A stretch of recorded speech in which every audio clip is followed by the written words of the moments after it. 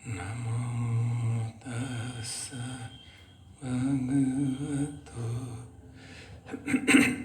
अरहतो सम्मा सम्बुद्दस्स। नमो तस्स भगवतो अरहतो सम्मा सम्बुद्दस्स। नमो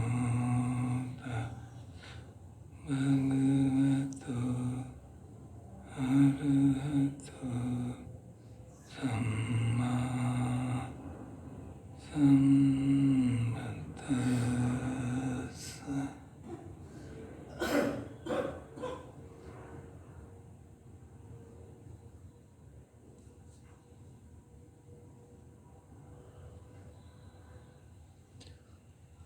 हमारा जो शिविर था उसके एक दिन बचा बस। तो अभी तक हमने चित्त को शांत करने का अभ्यास किया, आप सभी ने खूब, और मैंने भी कुछ हद तक कोशिश की कि चित्त को शांत करें, और काफ़ी सफलता मिली काफ़ी हद तक सबको। तो अनुभव भी हुआ कि चित्त बहुत गहराई से शांत हुआ है, और फिर ये भी अनुभव हुआ कि वो शांति बिखर गई, कोई गहरा संस्कार खुला और वो टूट गई। तो वही इस शांति की अनित्यता ही कारण है कि हम अगला कदम भी लेंगे, जो कर लेंगे।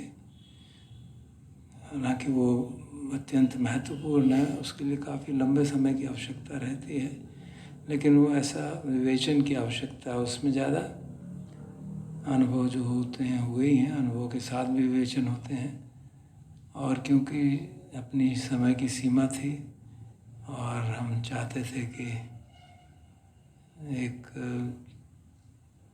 एकाग्रता का, समाहित चित्त का और चित्त को शांति का कुछ अनुभव हो, तो उस हद तक, कुछ हद तक तो हम कर पाए वो। पर भगवान की जो शिक्षा है उसका मूल उद्देश्य चित्त शांत करना नहीं है, उनका उद्देश्य है चित्त को विशुद्ध करना, ताकि हम सारी अशुद्धियाँ को त्याग के सारे राग द्वेष मोह से मुक्त हो जाएं और निर्वाण का साक्षात्कार कर सकें और जन्म मरण के चक्र से बाहर निकल सकें। उसके लिए शांति और समाहित चित्त एक बहुत अच्छा, बहुत सुदृढ़ माध्यम है और बहुत आवश्यक है उसके लिए। उसके बगैर प्रयास करना, कई लोग कहते हैं कि हो सकता है, बट वो बहुत ही मुश्किल है। बहुत विरले ही होंगे जिनका प्रज्ञा इतनी स्ट्रांग है कि वो समाहित चित्त के बगैर भी सत्य को देख पाते हैं। जो मुक्ति का पथ है उसमें प्रसन्नता को समाधि का प्रॉक्सिमेट कॉज कहा गया है, कि प्रसन्न होंगे तो समाधि हमसे बढ़ती चली जाएगी। और समाधि प्रॉक्सिमेट कॉज है यथाभूत ज्ञान दर्शनम का। वैसे तो हम बस कहेंगे हम भी यथाभूत ज्ञान दर्शनम करते ही आ रहे, सुनते भी आ रहे इतने सालों से, लेकिन उसकी अपनी सीमा है।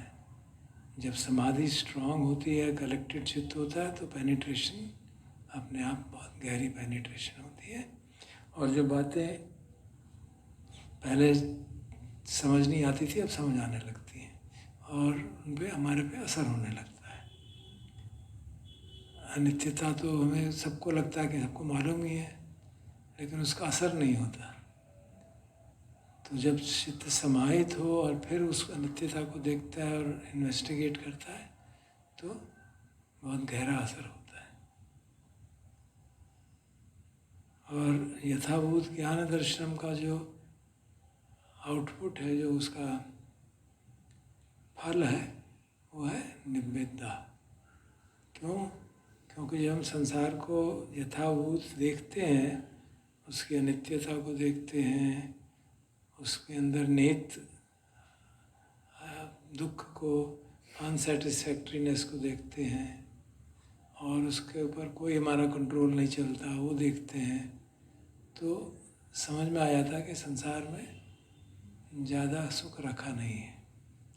और जो शांति समाधि से मिलती है, उससे भी यही काम करने में बड़ी मदद मिलती है। हमने सुना था कि भगवान की शिक्षा जो पढ़ रहे थे कि सांसारिक सुख है, worldly happiness, other worldly happiness and greater than other worldly happiness. तो सांसारिक सुख तो है, हम सब में उससे ठीक तरह से जानते हैं। उससे इंद्रिय सुख, दूसरे अन्य प्रकार के सुख जो संसार में मिलते हैं, और शांति का सुख जो समाधि के आधार से मिलता है, उससे महत्वपूर्ण, उससे अच्छा, उससे सटल कहा जाता है।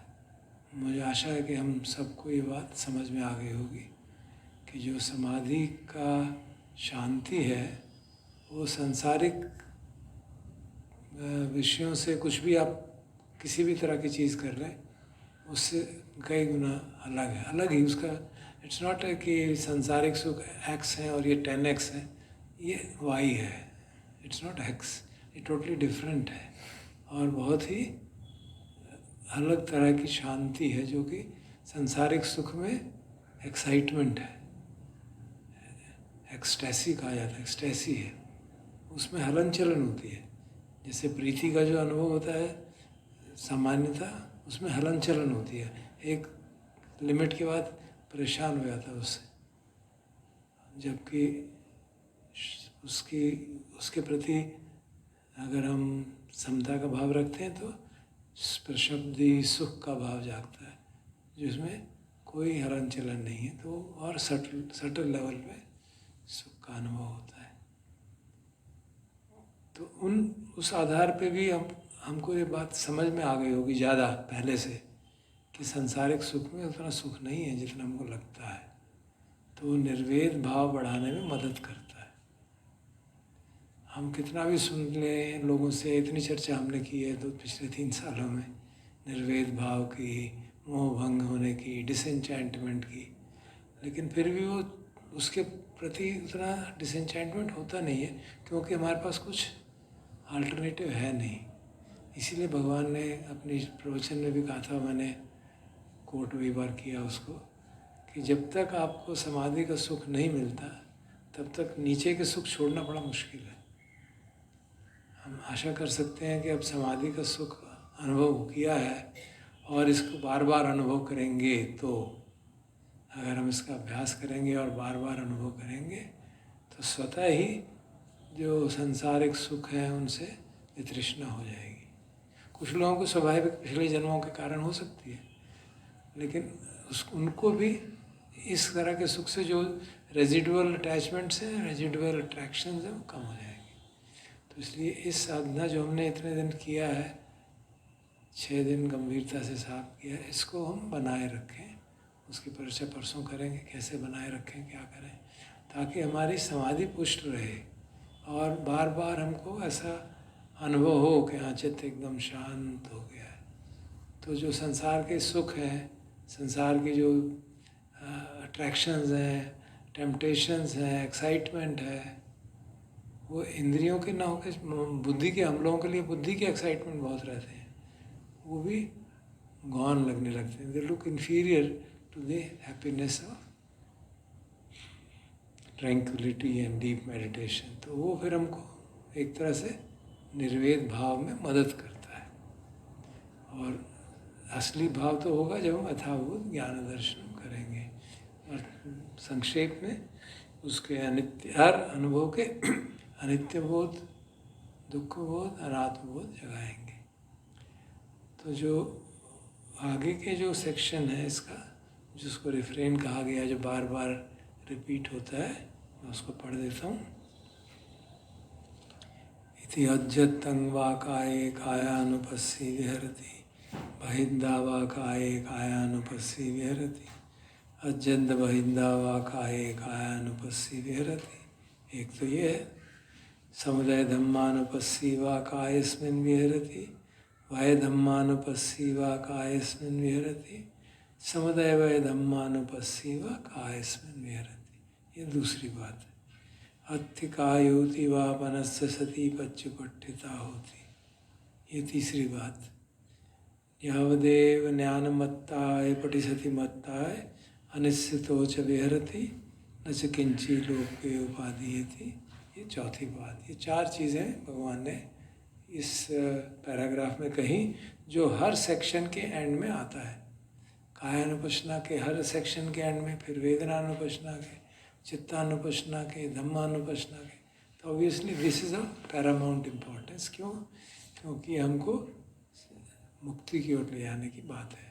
ये पहली जो चीज़ है वो तो एक अजत बहिदा का क्या मतलब है, अलग अलग जो आचार्य हैं उन्होंने अलग अलग मीनिंग लगाए हैं और उस पर चर्चा का कोई लाभ नहीं होता। हम जो कॉमनली प्रेवलेंट मीनिंग है, अजत मतलब अपने भीतर, बहिदा मतलब बाहर। अपने भीतर जो अनुभव कर रहे हैं वो बाहर अनुभव नहीं कर पाएंगे, लेकिन बाहर देख के उसका अनुमान लगाया जा सकता है। तो ये काया के संदर्भ में, वेदना के संदर्भ में, चित्त के संदर्भ में और हर चीज़ के संदर्भ में ये बात आती है। अभी हम काया की बात कर रहे हैं तो क्या कर सकते हैं कि हम देख सकते हैं कि जैसे हमारी काया है वैसे ही दूसरे की भी काया है, बिल्कुल वैसे ही, वही उसके बेसिक कैरेक्टरिस्टिक्स। और जिस तरह से मेरी काया सपोर्ट होती है सांस के माध्यम से, भोजन के माध्यम से, आहार के माध्यम से, वैसे ही दूसरों की भी काया होती है। जैसा मेरी काया जो सांस है वो नेचुरल प्रोसेस है, आता है जाता है, ऐसे ही दूसरे की भी काया का सांस नेचुरल प्रोसेस से आता जाता है। तो जो भिन्नता है वो अपीयरेंस में है, रियलिटी में नहीं है। वो भी काया भी, अभी अगर हम इसके बाकी सेक्शन में करते हैं तो वो काया भी उसी तरह से अग्नि जल वायु धातु की है और हमारी काया भी उसी की है। जस्ट कंपोजिशन में, कॉन्स्टिट्यूशन में डिफरेंस हो गया है। इसी में कभी, और वो भी चेंज होता रहता है, परमानेंट नहीं रहता। हम सांस ले रहे हैं तो हमने देखा प्रतिक्षण सारे शरीर में चेंज होता जा रहा है, बाहर छोड़ते हैं फिर चेंज होता रहता है। तो प्रतिक्षण ये चेंज हो जा रहा है। तो अनित्य, वो अनित्य तो है ही है, काया अनित्य तो है ही है, वो बात समझ में आती है। उसी को दूसरी बात कही गई। तो जो पहली बात है, इसका क्या उद्देश्य है, जो आचार्य इस इंटरप्रिटेशन देते हैं उनका कहना है, इस बाहर और अंदर का उद्देश्य है कि हम इंट्रोवर्ट ही ना रहें, एक्सट्रोवर्ट भी रहें। हमें संसार से भी डील करना है, संसार से कैसे डील करना है वो भी सीखना चाहिए, और संसार के प्रति जो एक एम्पैथी का भाव होना चाहिए वो भी भाव रहना चाहिए। काया के केस में क्या करेंगे, मान लीजिए सांस की बात है, तो मैं बैठूंगा, ध्यान कर रहा हूँ, तो आँख बंद ही करता हूँ, मेरे सामने तो कोई नहीं है। लेकिन हम जब सामान्य जीवन में बातचीत कर रहे हैं, जैसे हम बैठे हैं टेबल पे, बातचीत हो रही है, चर्चा हो रही है, बहुत तेज़ी से हो रही है, तो अगर कोई गुस्से में आएगा तो उसकी हाव भाव बदल जाएंगे, उसके सांस का आवागमन बदल जाएगा। अगर आप just if you are adept in observing, तो दूसरे को देख के ही आपको पता चल जाएगा ये बेचैन हो रहा है, उसकी शक्ल देख के, उसके सांस की प्रक्रिया देख के, and then you respond appropriately. तो ये हमारे को सामान्य जीवन में जीने के लिए बहुत मददगार होता है, इसलिए इसको इस सेंस में कहा जाता है। इसी तरह से वेदना के प्रति, इसी तरह से चित्त की, वेदना तो मैं अनुभव ही नहीं कर सकते, सांस तो फिर भी दिख जाएगा। वेदना के लिए कहा जाता है कि उसका शरीर पे असर जो पड़ता है वो उसके कारण आपको मालूम पड़ जाएगा कि इसको प्रिय वेदना हो रही है कि अप्रिय वेदना हो रही है, इसके चित्त में राग जाग रहा है कि द्वेष जाग रहा है, उस शक्ल से मालूम पड़ जाता है। तो उस तरह से हम अपनी एम्पैथी बढ़ा सकते हैं, फिर जैसी सिचुएशन है उसके अनुसार जवाब दे सकते हैं, उसके अनुसार रिस्पॉन्ड कर सकते हैं। तो कायन हर जगह ये जो अजत्य बहिंदा की बात है, हमें एम्पैथी बढ़ाने के लिए है। तो इसका मुक्ति के रास्ते से कोई कनेक्शन नहीं है, इसका कनेक्शन है हमारे दैनिक जीवन से। तो जो मुक्ति की बात है वो दूसरी सेक्शन से शुरू होती है।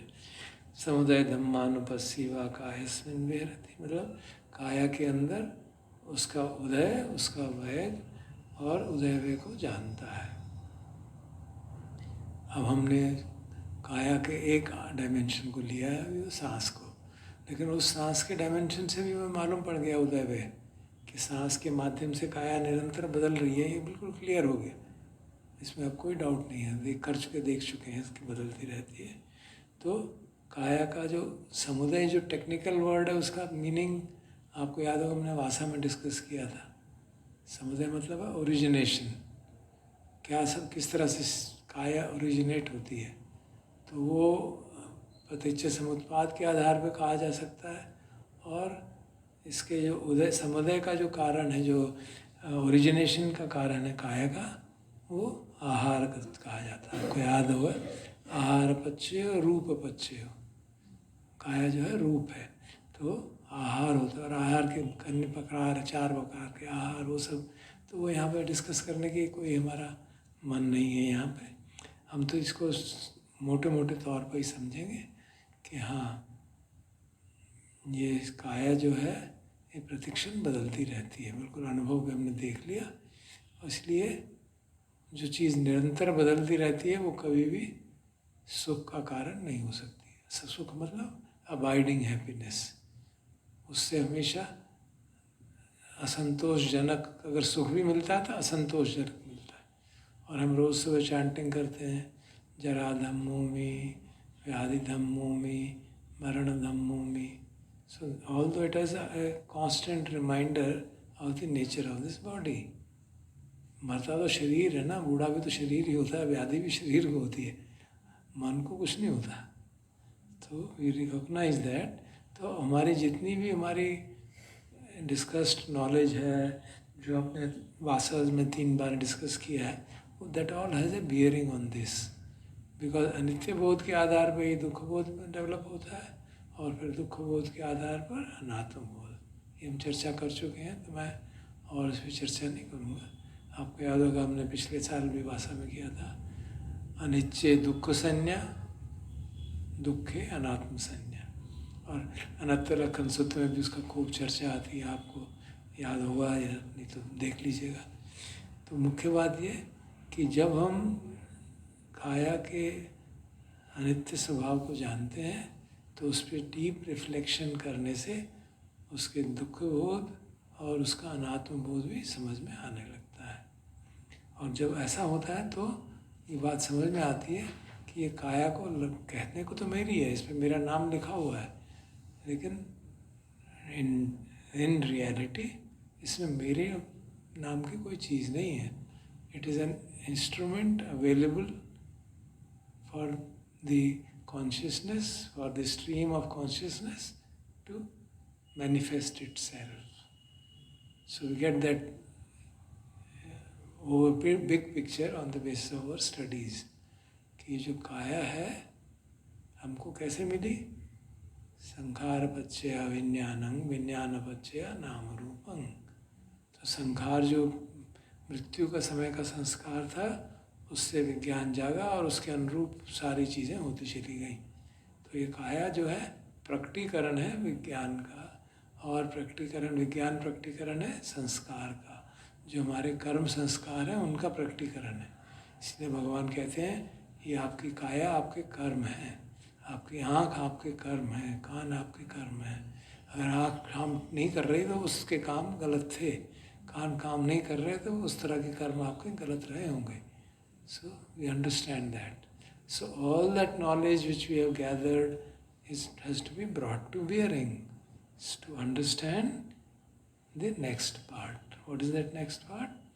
अत्थिकायुथी वा पुनस्य पतु पच्चुपट्ट सती पच्चुपट्टिता होती। तो साधना करते करते अब हमको आभास होने लगता है कि जो मैं देख रहा हूँ, जो इसको कभी जूम इन करके, कभी जूम आउट करके, जूम आउट करने से और वो एक डिस्टेंस बनता है। तो ये काया जो है ये इसमें मेरी कुछ नहीं है, ये काया है, और ये एक धातुओं का पुंज है जो बदलता रहता है प्रतिक्षण, किसी कंडीशन से अराइज हुआ, किसी कंडीशन में समाप्त हो जाएगा। और ये निरंतर ये खेल चलता आ रहा है और चलता रहेगा तब तक जब तक ये स्ट्रीम ऑफ कॉन्शियसनेस में संस्कार मौजूद हैं। जब संस्कार समाप्त होंगे तो एक ड्रामा खत्म हो जाएगा। So we bring all that knowledge into our awareness and then reflect on our experience कि ये काया प्रतिक्षण बदल रही है और मैं कहता हूँ ये मेरी है, क्या मेरी है? Then you reflect and see in the light of all the teaching कि मेरी नहीं है. And when you reflect it again and again and again, then this perception changes. ये मेरी काया है नहीं, उसकी जगह कहा जाता है अत्य काया होती है। अरे काया है भाई, उसमें मैं और मेरा नाम की कोई चीज़ नहीं है। And then we gone to the next level of understanding. यावदेव ज्ञानमत्ताय पटिसति मत्ताय। तो ये कब तक करना है ये अभ्यास? जब तक केवल ज्ञान मात्र सती रह जाए, कोई ज्ञाता भी ना रह जाए, कोई जानने वाला भी ना रहे, सिर्फ ज्ञान हो और सती हो, कंटिन्यूस सती हो, पटिसति मत्ता है। तो this tells us the extent to which the practice has to be done based on this understanding of अत्थिकायोति व अनस्य। जब ये अत्थिकायोति की बात समझ में आएगी तब ये बात हमारे अनुभव तक हो पहुंच सकती है। तब तक हम ऐसी स्थिति में आ जाएंगे कि जो एक्सपीरियंस हो रहा है उसमें सिर्फ एक्सपीरियंस है, एक्सपीरियंसर नहीं है।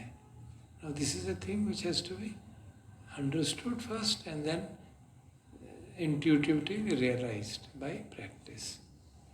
And then the result of it will be अनिश्चितो च विहरति न च किंचि लोके उपाधि। अनिश्चितो मतलब आश्रय नहीं है, कोई इंडिपेंडेंट हो जाता है, किसी चीज़ की उसको आवश्यकता नहीं है। उस परिस्थिति में न च किंचि लोके उपाधि, इस लोक में, इस संसार में किसी भी चीज़ के प्रति कोई उपादान नहीं है, complete free from all attachments. So this will be the culmination of what is given in the beginning. Beginning में हमसे कहा गया कि ये एटीट्यूड बनाओ। क्या एटीट्यूड था? विनय लोके अविज्ञादो मनस्सा। ये एटीट्यूड बना, हम तो ये we are creating an attitude in our mind, इस तरह से काम करना है भाई। फिर भी द्वेष भी जागता था, नहीं द्वेष नहीं जागना चाहिए, वापस आ जाओ। राग जागता, नहीं राग नहीं जागना चाहिए, वापस आ जाओ।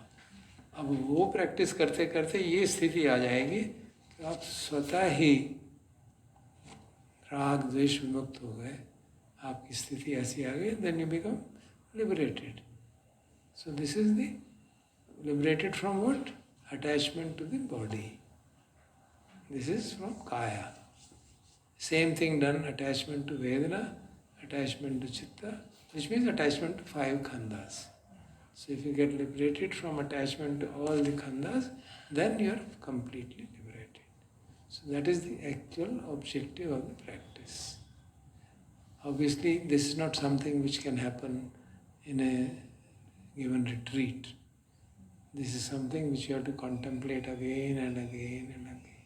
So tomorrow we'll spend one day in firstly in silencing the mind again, and then with the silent mind looking at the experience from the point of view of impermanence. अभी तक तो हमने उसकी बॉदर ही नहीं किया। अब जो भी अनुभव हो रहा है सांस का, सांस आता है जाता है रुक जाता है, क्लियर इम्परमानेंस है। और रुकने के बाद आ गया तो ये कृपा है, आ गया, नहीं रहा तो खत्म। So we have no control on कि आएगा कि नहीं आएगा। So we understand that and reflect on it. We don't reflect normally, no. So tomorrow we use this for reflection. All our experiences we use for reflection. We experience impermanence and then reflect on it. I take it for granted कि अगला सांस आएगा, ज़रूरी नहीं है। I can go out any moment. Then समुदाय वाय धम्मानुपस्सी, we see कि भाई जो अनुभव हो रहा है सांस के साथ साथ शरीर में इतना एनर्जी फ्लो कह रहे हैं कि वेदना है कि क्या है, वो भी बदल रहा है, कंटिन्यूसली बदल रहा है. Whole body is change. उसके कारण सारा शरीर बदल रहा है. महसूस होता है कि शरीर बदल रहा है. सूक्ष्म अणु लेवल, एटॉमिक लेवल पे चेंजेस हो रहे हैं बॉडी में. So you can feel it and then contemplate कि ये बॉडी कंटिन्यूसली बदल रही है, क्षण प्रति क्षण बदल रही है. जब भोजन करेंगे कल तो भी देखेंगे कि भोजन करते हुए बदल रही है. खाया हमने तो जो बाहर पड़ा था अब वो मेरा हो गया, मेरे शरीर में चला गया. और जब टॉयलेट जाते हैं तो मेरे शरीर का कुछ भाग निकल जाता है. Every day something enters and becomes me. If I call this me, and every day something glows out and some of me drops off. So you can see how foolish this understanding of this as me is. So when you contemplate in this manner, तो ये संभावना आती है कि हमको भी लगने लगे भाई शरीर है. और यही बात एरियापथ पब्बम में भी है. अब आप सोचेंगे एरियापथ पब्बम में कैसे हो जाएगा? वो देखने का नज़रिया है. When you look at the body in a zoom out manner, तो ये शरीर ऐसे ऐसे लगता है जैसे कठपुतली की तरह चल रहा है. No, it actually looks like that if you look at your body from a distance. कि ऐसे ऐसे चल रहा है इनविजिबल. पता नहीं आप लोगों ने कठपुतली कितनों ने देखी है. धागे बांधे होते हैं उसमें और वो धागे बांध के उसको हाथ हिलाता है, टांग हिलाता है और वो चलता रहता है. Exactly same thing is happening actually here. Only thing is वो धागे दिख नहीं रहे हमें. राग का धागा है, द्वेष का धागा है, इंटेंशन का धागा है जो हमको आगे हमने इंटेंशन बनाया तभी तो चल रही है शरीर. और उस इंटेंशन के कारण फिर अगर साइंटिफिक लेंगे तो मसल्स में एक्सपेंशन कंट्रैक्शन होता है और टांगें चलने लगती हैं. अगर धर्म की बात कहेंगे तो इंटेंशन से वायु धातु पैदा हो गए और वायु धातु ने शरीर को हिलाना डुलाना शुरू कर दिया. और अगर आप इंटेंशन को बनाए नहीं रखेंगे, उस एंड पे आ गए तो रुक गए. फिर आपको इंटेंशन बनाना है मुड़ जा भाई, फिर इंटेंशन बनाना है वापस जाओ. अब इस चीज़ को नोट करेंगे. कल जब हम when you do the walking will try to note that. See if I don't make I make the intention to walk in one direction, I'll reach the end. Then I have to make an intention to go back. Otherwise, I will not go back. So you note that, very minor thing. So इस तरह से हम note करते हैं. Then we see that this so-called body is moving because of intention, and intention is generated because of causes condition. Somebody has told you move, and why is he telling you to move? Somebody told him that this is good to move. So there's all causes and conditions. There's all chain going on, and we take this to be personal. So when we look at it like that, then walking becomes a very good way of impersonality, seeing the phenomena of body. Impersonality towards the body. It's just a kind of puppet which is moving around, moved by. और जब कई बार आपने देखा होगा puppet जो चलाता है ना, चलाने वाले से गलती हो जाए तो कभी ऐसे चलता है कभी ऐसे चलता है. वही हाल हमारा हो गया बुढ़ापे में. सीधा नहीं चल पाते. मैं कई बार देखा है बहुत समय से. Walking straight for me is very difficult. I sometimes put the foot here, sometimes put the here. तो मुझे ये लगता है वो कठपुतली वाले से गलती हो गई, सीधा नहीं चल पा रहा, टेढ़ा हो गया. Because some problem in the spine, I can't keep equilibrium. तो इधर हो जाता है, कभी इधर हो जाता है, कभी इधर हो जाता है, कभी इधर हो जाता है. आप मैडम को देखो कैसे चलती है, वो ऐसे ऐसे चलती है. हालांकि उनकी टांगों की सर्जरी हो चुकी है. She can't walk straight like a army soldier. She बहुत जोर लगाना पड़ेगा तब सीधा चल पाएंगे. अगर वो कंफर्टेबली चलेंगी तो she will walk like this. Old age, that's it. किसी को कोई लंगड़ा के चलेगा. क्यों? हमने तो नहीं चाहा था. Just happening naturally. कठपुतली वाले से गलती हो गई. अब बूढ़ा हो गया तो ठीक नहीं चला पा रहा कठपुतली को, तो टेढ़ी मेढ़ी चलती है. So you reflect in that manner and you see the kind of futility of taking things personally as mine, and then feeling bad. Somebody is laughing at my body, laughing at my inability to walk और get up और something.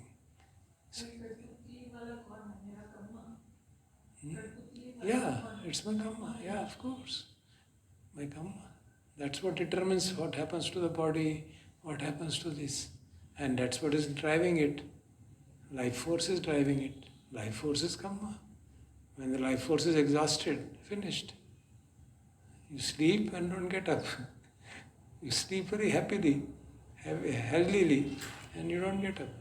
Life force exhausted, finished. So that's it. It's all karma operating in various ways, so complicated that we can't figure out. And we tend to take things personally. So we reflect in that manner.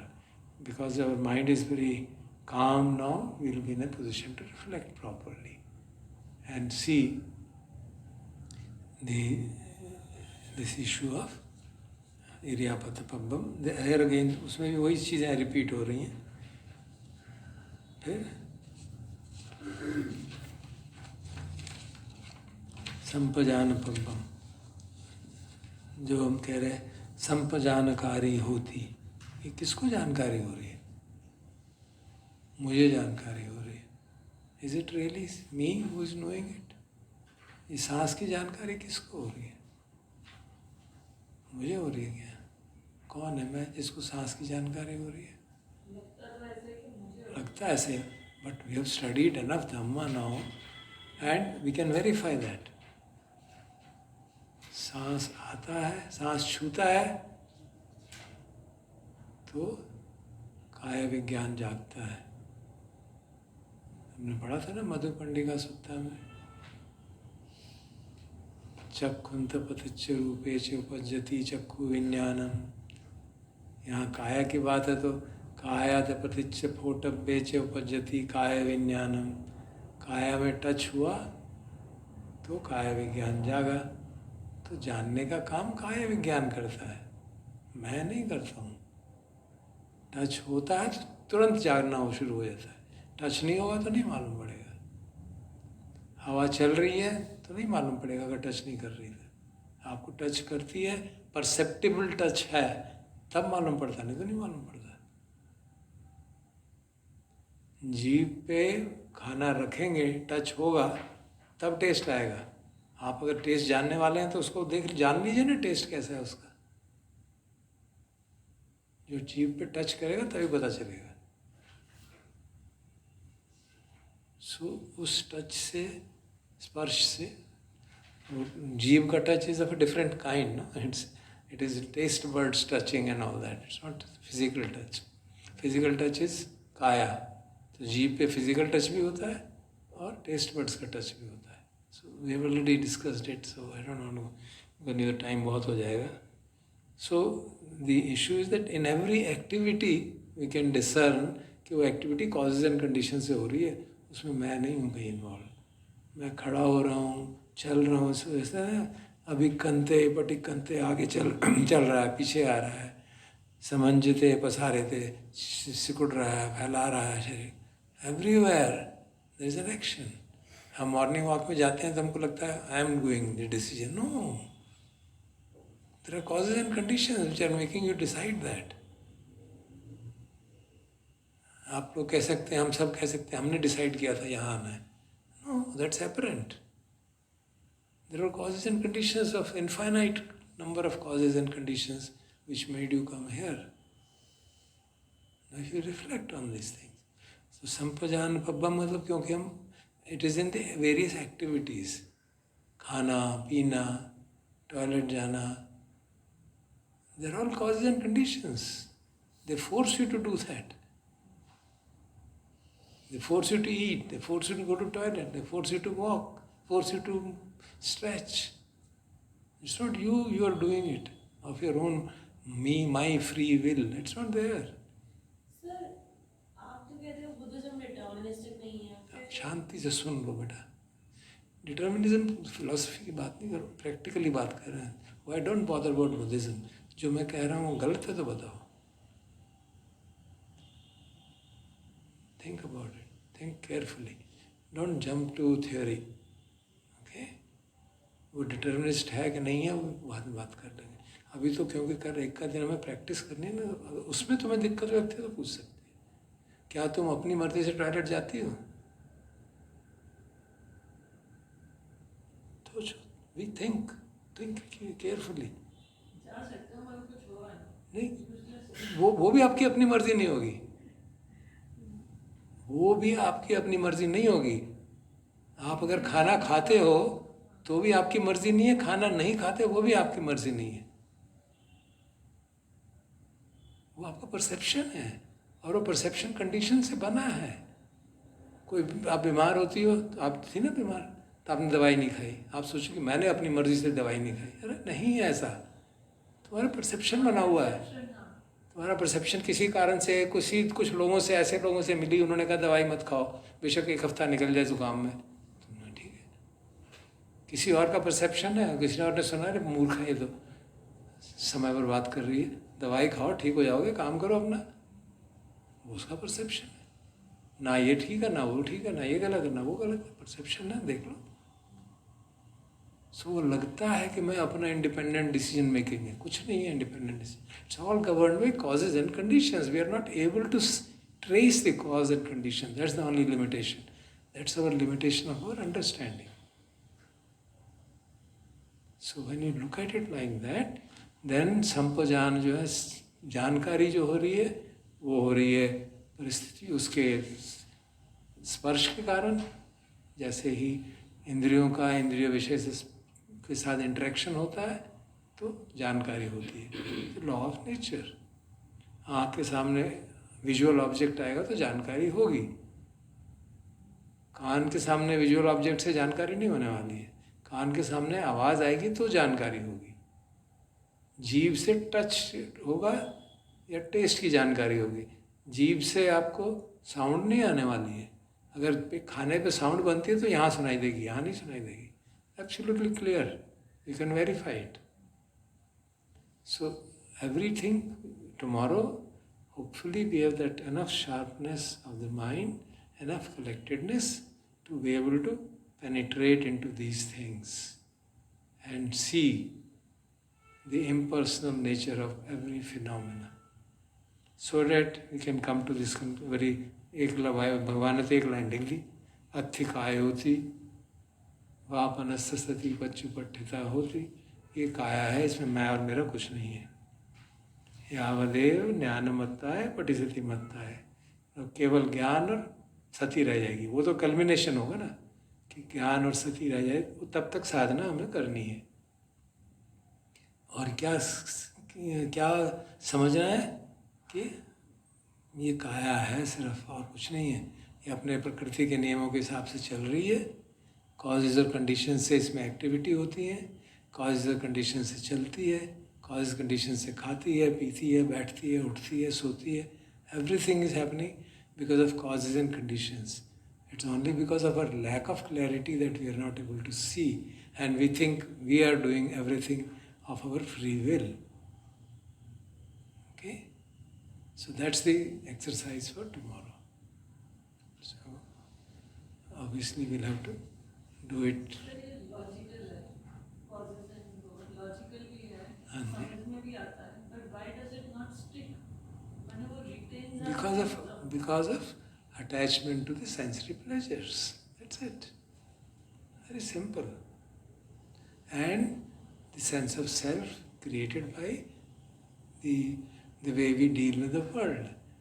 And the fact that sense of self is a very helpful for us in the childhood. बचपन के 3 साल हमारे sense of self से ही बचते हैं, तो 3 साल हम उसमें रहे, अब सडनली कैसे छूट जाएगा। और उस 3 सालों में और सारी चाइल्डहुड में हमको समझाया गया, तू लड़का है, लड़के ऐसे होते हैं, लड़कों को ऐसे कपड़े पहनने चाहिए, अच्छे लड़के ऐसे होते हैं, बुरे लड़के ऐसे होते हैं, अच्छी लड़की ऐसी, सारा घोट के हमको सिखाया गया, सारा एजुकेशन। सो परसेप्शन हमारा बनता चला गया, मैं ये हूँ, मैं अच्छा बनूंगा तो ऐसे बनूंगा, इस तरह के मुझे कपड़े पहनने चाहिए, इस तरह का शरीर अच्छा होता है, इस तरह का शरीर सुंदर होता है। परसेप्शन ठोका जाएगा ना। सर मगर ये तो सोसाइटी की बात हुई, अगर किसी को जंगल में बच्चा है तो वो पास्ट लाइफ के चला आता है ना, we carry on things from past life. Sense of self तो उसमें भी होगा। हाँ नहीं, वो we carry on from past life.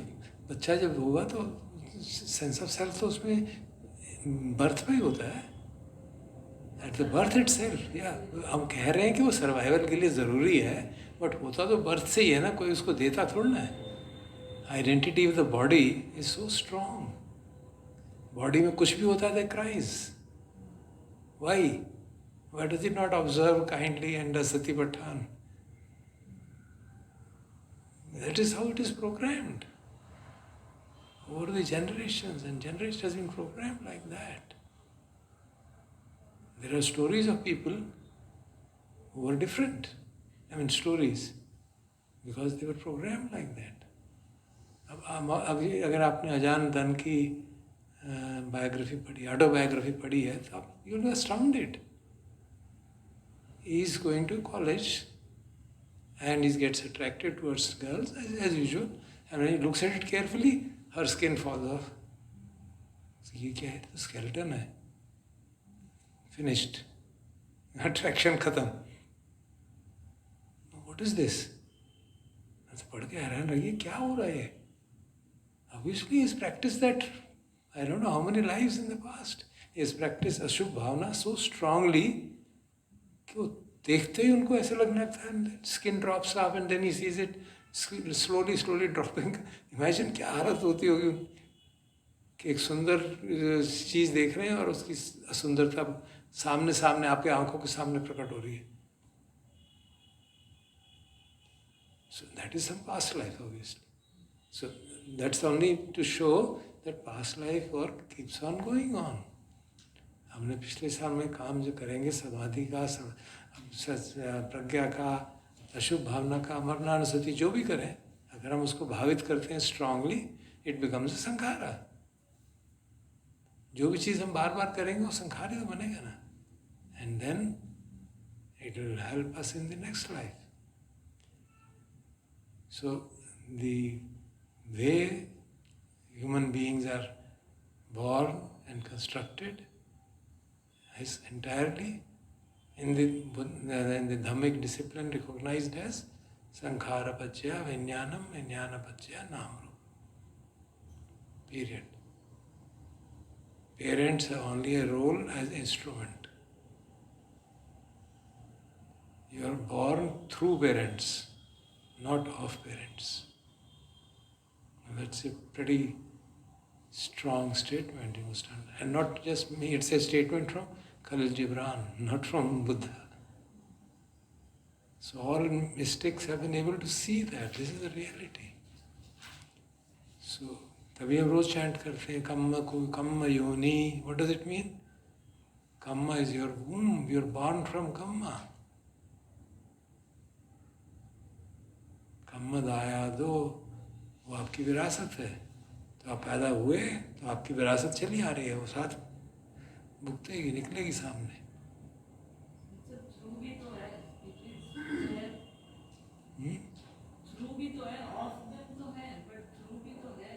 Of them नहीं है, थ्रू है. We are born through our parents, not no not. That is only apparent. Yeah, of course. Body, नहीं, body, that is, you have chosen those parents. The Sankhara has chosen those parents which will match with the Sankhara, and therefore the Vijnana goes there. At the death, the consciousness goes to those parents where there is matching of Sankharas to some extent. So there is that randomness. It won't be complete matching. Parents don't choose their kids. No, kids choose their parents. नहीं, जैसे कि जब बुद्ध भगवान पैदा हुए थे तो उनकी मॉम को तो ड्रीम आ गया था कि वो. Yeah, when he came, entered her womb, then of course. But he chose to go there. You read it. You read the Nidan Katha. He chose. Where should I get reborn? जब तुषित देवलोक में जब उनसे कहा, भगवान आपका time हो गया है, तो okay, let me think. Who is the woman who is worthy of me entering into her womb? And then he saw this lady had made that vow in some life and yet strengthened that vow, and she is the one right, and she has all the qualities. उसमें 32 qualities दी गई हैं, मतलब कुछ large number of qualities are given. These are the qualities of the mother of Bodhisattva. sattva. And these are the qualities of the land where he will be born. All that is described in detail. So all those he said, yeah, all these are fulfilled, fine. So he tells Devas, Namaste, Tata, I'm going. He chooses. So my last moment decides. I don't choose. For a bodhisattva who's going to be Buddha is a different class. bodhisattva नहीं, हम अपनी बात हाँ, कर रहे हैं. we don't Gone choose. through and off में. So if I am choosing. Not you as a person. The sankhara which arises at the last moment, that will find an appropriate container, finished. It's not a decision making, it's not somebody taking a decision. It's pure physics. There is phenomena called resonance. यहाँ पे vibration करोगे उसके साथ resonate करेगा तो वहाँ वो बढ़ जाएगी. Exactly same way it happens. Because consciousness is not a thing, it is impersonal. It is a immaterial thing. We call it thing just to क्योंकि और कोई शब्द नहीं है हमारे पास. संखार पच्चया विज्ञानम जो है, विज्ञान is a immaterial entity. So it has to just अभी जब हो रही, जैसे सामान्य जीवन में भी तो संखार पच्चया विज्ञानम हो रहा है ना. संखार जागता है और इसी शरीर में आया था क्योंकि इस शरीर में अभी लाइफ फोर्स है. जब इसमें लाइफ फोर्स नहीं है वो कहाँ जाएगा? वो देखता है कहाँ जा सकता, जहाँ उसकी मैचिंग होती है वहाँ चला जाता है. As simple as that. हम कह रहे हैं चला जाता है, क्योंकि वो चीज़ थोड़ी ना कोई जा रही है. It is just a field and it find its place of deposition there. It finds its place of manifestation there. Till such time as this body is capable, it keeps on manifesting within this body. When this body is no longer capable, it finds manifestation in an appropriate body. Period. So it's essentially sankhara. You're saying choosing, you can say that as a matter of speaking, but it is actually automatic process. कल जो प्रश्न याशिका ने पूछा था, I dismissed it curtly, sorry for that really, but उसके लिए भी एक आवश्यक था क्योंकि एक श्रृंखला बन रही थी हमारे विचारों की. उसको दूसरी तरफ डाइग्रेस करने से शायद बाद में क्लैरिटी नहीं बनती. तो उसको मैं आज उत्तर देता हूँ क्योंकि वो जो इंटेलेक्चुअली ओरिएंटेड है उनको उसमें कई बार दिक्कत होने लगती है. कि आपने कहा था कि क्या कर्म इस तरह से डिटर्मिनिस्टिक, मतलब फैटलिस्टिक नहीं होगा कि ऐसा कर्म करोगे ऐसा होगा, ऐसा कर्म करोगे तो ऐसा ही होगा. तो उसमें फंडामेंटल एक कॉम्प्लेक्सिटी है. कॉम्प्लेक्सिटी ये है कि कोई भी जो कर्म का फल है वो 1-to-1 कॉरस्पॉन्डेंस नहीं है. भगवान एक सूत्र में बताते हैं कि एक अकुशल कर्म एक आदमी करता है, उसको उसका बहुत ज़्यादा अकुशल फल मिलता है. दूसरा का आदमी भी वैसा ही अकुशल कर्म करता है, उसको बड़ा हल्का फल मिलता है. तो ये इसी तरह से कुशल कर्म का, तो लोग कहते ये क्या हो रहा है, ये तो बड़ी गड़बड़ है, तो उस प्रकृति के नियम में गड़बड़ है. कहते ऐसा नहीं है, क्योंकि वो समझाते हैं कि जैसे कोई बीज है, अब बीज आपने किस भूमि में डाला उसके हिसाब से उसका फल आएगा. आपने वही एक बीज ऐसी भूमि में डाला जिस भूमि में वो उग सकता है तो फल ज़्यादा आएगा. वही बीज आपने दूसरी भूमि में डाला जो ऊसर है तो उसमें फल नहीं आएगा. सो ये समझने का तरीका है कि जो कर्म का फल, मेरे पुराने कर्मों का फल जो जब उसका टाइम राइप होता है वो हमें नहीं मालूम. It is too complex a phenomena कि कब किस कर्म का फल आएगा. किसी कर्म का फल तुरंत आता है, किसी कर्म का फल इसी जीवन में बाद में आता है, और किसी कर्म का फल कई जन्मों बाद आता है. आपको याद होगा हमने ये तिकपठान में पढ़ा भी था, चर्चा भी की थी उपनिषद पच्चियों के बारे में, स्ट्रॉन्ग डिसाइसिव एक्शंस के बारे में. तो इसलिए एक इनहेरेंट अनसर्टेनिटी है कि किस कर्म का फल कब आएगा. तो एक तो बात हुई कि जब मैं पैदा हुआ उस समय जो भी कर्म जागा उसके हिसाब से, संखार के हिसाब से विज्ञान जागा और नाम रूप जागा, और उस हिसाब से. लेकिन वो तो शुरू हुई, जीवन की शुरुआत हुई. सारे जीवन में भी तो मेरे बाकी के पास्ट के कर्म का फल आता रहेगा और वो हमारी लाइफ स्ट्रीम को इम्पैक्ट करते रहेंगे. कर्म का जो फल है वो हमारी जीवन की परिस्थिति डिसाइड क्लियर करता है। अब उस परिस्थिति में हम क्या करेंगे, उसमें जब तक हम में मैं का भाव है तब तक एक चॉइस बनी रहती है। एक अनंत में मैं का भाव नहीं है, उसको चॉइस करनी नहीं है, वो तो ऑटोमेटिकली सती और प्रज्ञा से डिसीजन हो जाएगा, क्योंकि कोई उसमें संस्कार नहीं है। लेकिन हम में क्योंकि मैं का भाव है तो हमें चॉइस करनी है। तो ये बार बार भगवान बताते हैं कि देयर इज चॉइस अवेलेबल। जैसे कहते हैं कि दुख के दो असर हो सकते हैं। आपने, मैं एम जस्ट कोटिंग सुत्ताज ओनली, ताकि मैं अपनी बात कम करूं, बट कई बार अपनी बात भी करनी पड़ जाती है। भगवान कहते हैं कि दुख के दो असर होते हैं। एक कुछ ऐसा असर पड़ता है कि दुख बढ़ता ही चला जाता है, आदमी उसको रिस्पॉन्ड ऐसे करता है कि उसका दुख बढ़ता ही चला जाता है। दूसरा है वो दुख को ऐसे रिस्पॉन्ड करता है कि उसका दुख घटने की परिस्थिति शुरू हो जाती है। तो ये चॉइस है हमारी, और ये चॉइस भी पूरी तरह हमारी नहीं है, इस पर भी इन्फ्लुएंस होता है कॉजेज एंड कंडीशंस का। और सबसे ज़्यादा महत्वपूर्ण इन्फ्लुएंस होता है मित्रों का। आपको याद होगा कल्याण मित्र का बहुत महत्व है। वो एक प्रवचन में भगवान कहते हैं, और आनंद कहते हैं कि भगवान मुझे तो लगता है कि एसोसिएशन जो है, जो हमारी संगति है, उसका हमारे स्पिरिचुअल लाइफ का 50% तो वही डिसाइड करता है। कहते नहीं नहीं आनंद, ऐसा नहीं है। हर 100% स्पिरिचुअल लाइफ आपकी संगति पर डिसाइड होती है।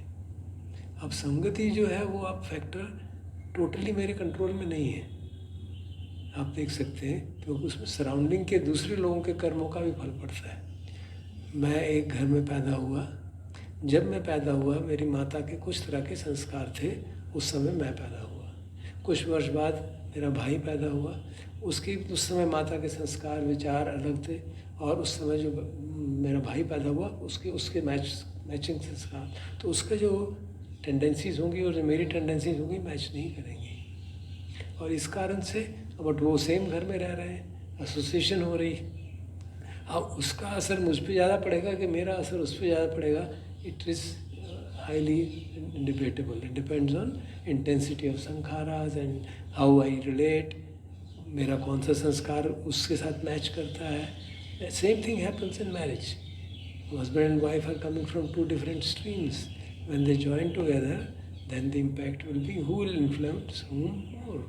So this association is happening because of the culture. It's a cultural association. Marriage is a cultural association.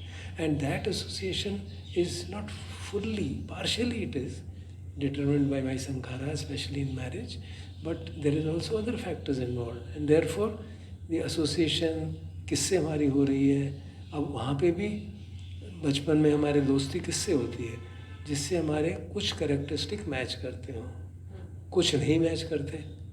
तो जिससे मैच कर रहे हैं कुछ समय तो चलता है, जैसे बड़े होते हैं देखते हैं ये कैरेक्टरिस्टिक मैच नहीं कर रहे, तो then there is either I drop off और I absorb that characteristic and therefore the transformation. So these are set of complexity in the whole mechanism. और इस कॉम्प्लेक्सिटी के कारण एक चॉइस बनी रहती है कि आप इधर जाओ कि इधर जाओ आप। और उसको इन टर्म्स ऑफ अवर प्रतिच्छ समुत्पाद भी समझाया जाता है कि जब भी वेदना बनी, वेदना के प्रति हमेशा वेदना पश्य तन्हा नहीं होता। अगर आप में प्रज्ञा है उस समय उस क्षण पे, और वो उस क्षण पे प्रज्ञा होने का कॉजेज एंड कंडीशंस होंगी, अगर वो है, और उसकी एक बहुत महत्वपूर्ण कॉज है आपका साथ कौन बैठा है, आपका मित्र है कि नहीं है, और आपका मित्र किस विचारधारा का है। वो आपको सद्धर्म की तरफ ले जाएगा कि संसारिकता की ओर ले जाएगा, and that will change your decision and that will therefore influence कि आप उस वेदना से द्वेष जगाते हैं या एफर्ट जगाते हैं कि नहीं मुझे अपने दुख को दूर करना चाहिए।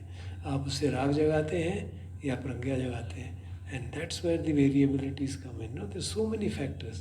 I've just mentioned one, the association of the संगति जो है हमारी मित्रता किनसे है। तो इसलिए हमारे जीवन में जो चॉइसेस हैं वो, क्योंकि मुझ में सेंस ऑफ सेल्फ है तो मुझे चॉइस करने का एक अपॉर्चुनिटी रहती है। And therefore if I do wise choices as motivated by wise people, then my life goes in one direction, otherwise it goes in another direction. So that's how the complexity of karma works. And if you have understood, if you have some scientific understanding of complexity, उस complexity की एक characteristic होती है कि वो system क्या कहते हैं उसको, नॉन लीनियर हो जाते हैं। नॉन लीनियर समझती हो? नॉन लीनियर मतलब होते हैं कि हाँ, नहीं मैं सोचता हूँ कोई उदाहरण समझाने से अगर, हाँ जैसे उदाहरण है, it's looks like a joke but it's very very very valuable. क्या एक मान लीजिए यहाँ पे ये गड्ढा खोदना है, यहाँ पे ये खुदाई करनी है यहाँ से वहाँ तक, तो एक आदमी 1-1 घंटे में खुदाई करनी है। एक आदमी मान लीजिए 1 फुट खोदता है, 2 आदमी 2 फुट खोदेंगे, 3 आदमी 3 फुट खोदेंगे, 4 आदमी 4 फुट खोदेंगे। ऐसा हम सोचते हैं, इसको कहते हैं लीनियर फंक्शनिंग। लेकिन वास्तव में ऐसा नहीं होता। 2 जापानीज़ मिलके खोदेंगे तो 2 फुट ज़्यादा 2.2 खोद देंगे, 2 भारतीय खोदेंगे तो 1.5 ही खोदेंगे और बातचीत करने लग जाएंगे। So there are other factors which come up. So these systems are called non linear, जिसके रिजल्ट ऐसे नहीं चलते कि आपने लॉजिक से हिसाब लगा लिया, एक आदमी ने 1 फुट खोदा, 2 आदमी 2 फुट खोदेंगे। अर्थमेटिक में बच्चों के लिए ठीक है, जीवन ऐसे नहीं चलता, क्योंकि दूसरे फैक्टर्स आ जाते हैं जो कि जो कि हमारे को कंक्लूजन। तो इसी तरह से कॉम्प्लेक्स सिस्टम में इनफाइनाइट वेरिएबल्स हैं और उसका असर ये होता है कि ज़रा सा भी कोई वेरिएबल रीएडजस्ट हो गया तो टोटल रिजल्ट चेंज हो जाएगा, टोटली चेंज हो जाएगा। अब उसके लिए एक बहुत आप लोगों ने पता नहीं पढ़ा है कि नहीं, उसको कहते हैं डिटर्मिनिस्टिक क्योस। एक मैथमेटिकल इक्वेशन है, मतलब इतनी सिंपल सी चीज़ है, मैथमेटिकल इक्वेशन है, उसका सॉल्यूशन निकाला जा रहा है। अगर सॉल्यूशन की इनिशियल कंडीशन कुछ है तो कुछ रिजल्ट आएगा। इनिशियल कंडीशन से 2 से गुना कर दो, रिजल्ट 2 से बढ़ जाएगा, 3 से कर दो 3 गुना आ जाएगा, 4 से कर दो 4 गुना आ जाएगा। लेकिन एक ऐसी कंडीशन है कि उसके कारण उसका रिजल्ट वो नहीं, कुछ और ही आ जाएगा। तो ये बात जो है वेदर प्रेडिक्शन में डिस्कवर की गई थी। उसको क्या होता है, तो उसके लिए कहा जाता है, एक समझाने के लिए, कि a butterfly moving its wings here can cause a tornado in California. या क्यों? क्योंकि यहाँ पे थोड़ा सा इफेक्ट हुआ, थोड़ा सी चेंज हुई कंडीशन, उसके कारण एटमॉस्फेयर से कहाँ क्या होगा। इसी कारण से, इसी परेशानी के कारण कॉम्प्लेक्स सिस्टम्स का प्रेडिक्शन इम्पॉसिबल हो जाता है। वेदर है, जैसे ये वेदर से ही स्टडी किया गया था, वेदर के इक्वेशंस बना के सॉल्व करने की कोशिश की गई, तो देखा ये सॉल्व तो हो जाती है, आजकल कंप्यूटर इतने स्ट्रॉन्ग है, you can solve them. But उसकी कंडीशन अगर ज़रा सी चेंज हो जाए तो वो स्टॉर्म में कन्वर्ट हो जाएगा, और अगर ज़रा सी ना हो तो स्टॉर्म नहीं आएगा। इसलिए आपने देखा होगा weather prediction, long range weather prediction कभी भी पूरी तरह ठीक हो ही नहीं सकता। वो फंडामेंटली मैथमेटिकली एस्टैब्लिश्ड है कि हो ही नहीं सकता, आप कुछ भी कर लो, क्योंकि कोई कंडीशन चेंज हो गई, किसी ने माचिस जला दी, किसी ने पराली जला दी, और उससे सारा वेदर में चेंज हो गया और सारा एटमॉस्फेरिक डिस्टर्बेंस हो जाएगी। तो ये सब चीज़ें कैसे प्रेडिक्ट होंगी? तो बिल्कुल इसी तरह से कॉम्प्लेक्स सिस्टम्स में हमारा कर्म का जितनी कॉम्प्लेक्सिटी है कि उसका रिजल्ट कह पाना किसी के लिए बहुत मुश्किल है। ब्रॉड चीज़ें कह सकते हैं, ब्रॉड बातें हैं, अच्छे कर्मों का फल अच्छा ही आएगा, कब आएगा, कितना आएगा, कैसे आएगा, ये निर्धारित नहीं किया जा सकता। अगर मेरे दुष्कर्मों का फल आना है तो अगर मेरा उस समय जब मेरे दुष्कर्मों का फल आना है, मेरा चित्त मैत्री से भरा हुआ है, मेरा चित्त बहुत शुद्ध है, तो वो बीज जो है फल देगा, बहुत थोड़े से ख़त्म हो जाएगा। और वही दुष्कर्म का फल तब आ रहा है जब मेरे मन में भी बुरी हालत है, द्वेष भरा पड़ा है, वासना भरी पड़ी है, तो वो फल जो है इन्फाइनाइट आ जाएगा। No, this is a such a complex phenomena कि आप उसको कह ही नहीं सकते। डिटर्मिनेंट तो है ही नहीं किसी भी तरह से, it is highly complex. Complexity इतनी ज़्यादा है कि आप पता नहीं कर सकते कि किस फल का। अब जब ये एक बार कई बार पूछा गया भगवान से, भाई मरने के समय मेरा कौन सा संस्कार जागेगा? वो एक सूत्र है महानामा उनका, उनकी शाक्यन क्लैन का ही, शायद शुद्धोधन के बाद वो राजा बना था, जो भी था, वो भगवान के पास जाता है कि मैं मोनेस्ट्री आता हूँ, ध्यान करता हूँ, इतना अच्छा मुझे लगता है, और वापस जाता हूँ। कई बार मैं सोचता हूँ कि और जाते ही धीरे धीरे धीरे धीरे मन में उल्टे सीधे विचार आने लगते हैं। फिर लगता है अगर इस उल्टे सीधे विचार में मैं मर गया तो मेरा क्या होगा, मैं तो जहन्नुम में पहुंच जाऊंगा, नरक में जाऊंगा। कहते नहीं नहीं महान घबराओ नहीं, तुमने बहुत अच्छे काम किए, उसका भी असर होता है। अब वो डिटेल नहीं देते उसको, बट कई सूत्रों में उसका डिटेल दिया गया है कि किस तरह से कौन सा कर्म हमारा मृत्यु के समय पे निकलेगा। तो हाईली अनसर्टन है। तो इसलिए अगला जन्म जो होगा बहुत अनसर्टन है, unless we have a very strong positive sankhara. अगर हमारा तो जो उसके उदाहरण देते हैं कि कौन से संस्कार से मेरा अगला जन्म होगा, कि वो उदाहरण देते हैं बहुत सिमिली बना के कि एक अस्तबल है जिसमें घोड़े हैं और उसका गेट 5 बजे खुलता है। अब घोड़े तो घूम रहे हैं अपना, और जब गेट खुला जो गेट के पास होगा वो बाहर निकल जाएगा सबसे पहले, ठीक है, तो वो पहले निकल गया। अब मान लो गेट के पास कोई है ही नहीं, सब लोग उधर घूम रहे हैं और गेट यहाँ, तो कौन सा निकलेगा? जो उनमें सबसे स्ट्रांग है वो तेज भाग के निकल जाएगा, ठीक है। और अगर कोई स्ट्रांग ही नहीं, सब एक जैसे हैं, सब एक जैसे हैं, तो कोई भी निकल जाएगा। सो यू कैन सी कि मृत्यु के क्षण जब गेट खुला एक तरह से अगले जन्म का, उस समय तुरंत क्या संस्कार जागा है, अगर वो है तो अगले मृत्यु के समय कोई बेहोश होकर मरता है, कोई संस्कार नहीं जागा, कोमा में चला गया, तो कौन सा संस्कार होगा? जो उसका स्ट्रॉन्गेस्ट संस्कार होगा वो डिटरमिन करेगा कि अगला लाइफ कैसी होगी। अब वो स्ट्रॉन्गेस्ट संस्कार वो कैसे बनेगा? हैबिट पैटर्न से। जीवन भर वो साधना करता रहा तो वही उसका स्ट्रॉन्ग संस्कार होगा, जीवन भर चोरी करता रहा तो वही उसका स्ट्रॉन्ग संस्कार हो जाएगा, तो उस हिसाब से अगला जन्म मिलेगा। So you can see there is inherent uncertainty involve in even in the next birth. इसीलिए भगवान कहते हैं भैया इतने शुभ कर्म कर लो कि अगला जन्म कम से कम मानव तो मिले, क्योंकि एनिमल में चले गए तो फिर तो कोई निकलने का संभावना ही नहीं रहेगी, बहुत मुश्किल हो जाएगा। So that's a method of understanding कि how karma works and how what is the extent of complexity in it. Okay, I hope this answers the question. Okay, thank